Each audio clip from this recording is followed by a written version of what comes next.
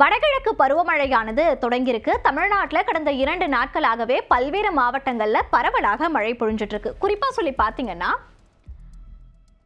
தமிழ்நாட்டில் இருக்கக்கூடிய தென் மாவட்டங்களில் கனமழை முதல் மிக கனமழையானது பதிவாகிட்டு வருது.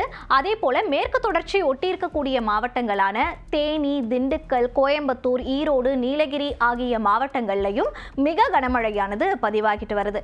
ஆல்ரெடி வானிலை ஆய்வு மையம் ஒரு எச்சரிக்கை ஒன்று கொடுத்திருந்தாங்க. அது என்னன்னு பார்த்தீங்கன்னா, அரபிக்கடல்லையும் வங்கக்கடல்லையும் ஒரு காற்றழுத்த தாழ்வு பகுதி உருவாகிறதுக்கான வாய்ப்பு இருக்கு அப்படின்னு சொல்லியிருந்தாங்க. அதன்படி அவங்க தேதியும் குறிச்சிருந்தாங்க. ஆல்ரெடி அவங்க 18ஆம் தேதி அப்படின்னு குறிச்சிருந்தாங்க.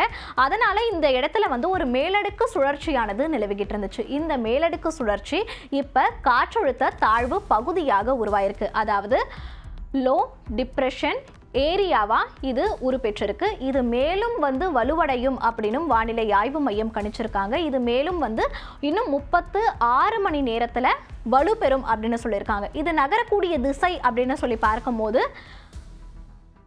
மேற்கு வடமேற்கு திசையை நோக்கி இது நகரும் அப்படின்னு சொல்லியிருக்காங்க. அதே போல வங்கக்கடல் அப்படின்னு சொல்லி பார்க்கும்போது இங்கேயும் ஒரு காற்றின் சுழற்சியானது நிலவிக்கிட்டு இருக்கு. இது 24ஆம் தேதி காற்றழுத்த தாழ்வு பகுதி, அதாவது இதுவும் லோ டிப்ரெஷன் ஏரியாவாக உருப்பெறும் அப்படின்னு சொல்லியிருக்காங்க. ஓகே, இப்போ அரபிக்கடல்ல உருவாகி இருக்கக்கூடிய அந்த காற்றழுத்த தாழ்வு பகுதியினால தமிழ்நாட்டுக்கு என்னென்ன இம்பாக்ட் இருக்கும் அப்படின்னு சொல்லி பார்த்தா, தமிழ்நாட்டுக்கு பெரிதளவில் இம்பாக்ட் இருக்கார். ஆனால் கேரளா மற்றும் கர்நாடகம் ஆகிய 2 மாநிலங்களுக்கும் இதனுடைய தீவிரத்தன்மையானது தெரியும். அதாவது மழை பொழிவு அப்படின்றது அதிக அளவிலேயே இருக்கும் அப்படின்னு சொல்லலாம். அப்போ கேரளாவில் மழை பெஞ்சது அப்படின்னு சொன்னாலே நம்மளுக்கு மேற்கு தொடர்ச்சி மலை ஒட்டி இருக்கக்கூடிய மாவட்டங்கள்லையும் மழை பொழிவு இருக்கும். அதாவது தேனி, திண்டுக்கல், கோயம்புத்தூர், ஈரோடு, நீலகிரி ஆகிய மாவட்டங்களுக்கும் மழை பொழிவு பார்க்க முடியும். அதாவது கனமழை முதல் மிக கனமழை பொழிவு இந்த மாவட்டங்களுக்கு இருக்கும். அதே போல இந்த தென் மாவட்டங்களாக இருக்கக்கூடிய திருநெல்வேலி, தூத்துக்குடி, தென்காசி மற்றும் கன்னியாகுமரி ஆகிய மாவட்டங்கள்லையும் ஒரு கனமழையானது எதிர்பார்க்கலாம் அப்படின்னு கணிக்கப்படுது. அப்போ இந்த வங்கக்கடல்ல 24ஆம் தேதி உருவாகக்கூடிய அந்த லோ டிப்ரெஷன் ஏரியானால என்னென்ன இம்பாக்ட் தமிழ்நாட்டுக்கு இருக்குமா அப்படின்னு சொல்லி பார்த்தா, தமிழ்நாட்டுக்கு கட்டாயம் இருக்கும்.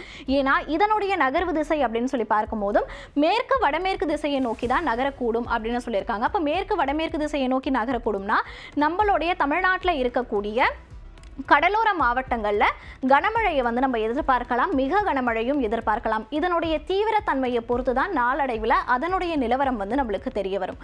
இப்போ என்னன்னு சொல்லி பார்த்தீங்கன்னா, அப்போ எதனால் இப்போ எல்லாம் மழை பெஞ்சிட்டு இருக்கு? நம்மளுக்கு வங்கக்கடலில் 24ஆம் தேதி தானே மழை பெய்யுது அப்படின்னு சொன்னால், நம்மளுக்கு இப்போ வடகிழக்கு பருவமழை அப்படின்றதுனால கேடிசிசி ஜோன், அதாவது காஞ்சிபுரம், திருவள்ளூர், செங்கல்பட்டு, சென்னை ஆகிய இந்த கேடிசிசி ஜோன் அப்படின்னு சொல்லுவோம் இல்லையா, இந்த ஜோனுக்கு மழை பொழிவு இப்போ ஏன் இருக்குன்னு பார்த்தீங்கன்னா, வடகிழக்கு பருவமழை ஆல்ரெடி நம்மளுக்கு வடக்குல இருந்தும் கிழக்குல இருந்தும் வீசக்கூடிய காற்றுனால ஈரப்பதம் அதிகமாகி மழை மேகங்கள் அதிகமாகிறத நம்மளால இங்கே பார்க்க முடியுது. இந்த ப்ளூ கலர், அது மட்டும் இல்லாமல் கொஞ்சம் டார்க்கிஷாக இருக்கக்கூடிய அந்த எல்லோ கலர், இதெல்லாம் மழை மேகங்கள். அதனால் நம்மளுக்கு இங்கேயுமே பார்த்தீங்கன்னா இங்கே இந்த நிலப்பரப்புலையும் நம்மளுக்கு மழை மேகங்கள் சூழ்ந்திருக்கிறத நம்மளால் பார்க்க முடியுது.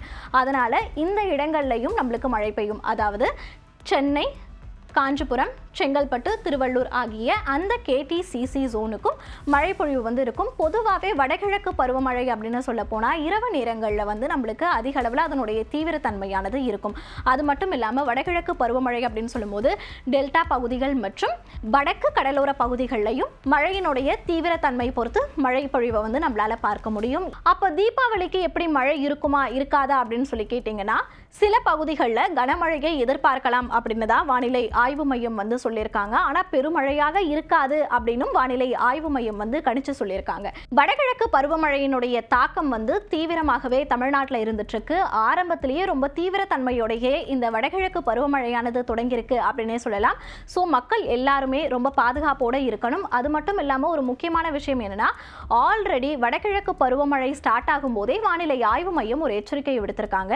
இயல்பாக வடகிழக்கு பருவமழையானது 48% மழை பொழிவை கொடுக்கும் அப்படின்ற பட்சத்தில் இயல்பை விட அதிகமாக இந்த வருடம் மழை பொழிவு இருக்கும் அப்படின்ற ஒரு எச்சரிக்கையையும் வானிலை ஆய்வு மையம் விடுத்திருக்காங்க.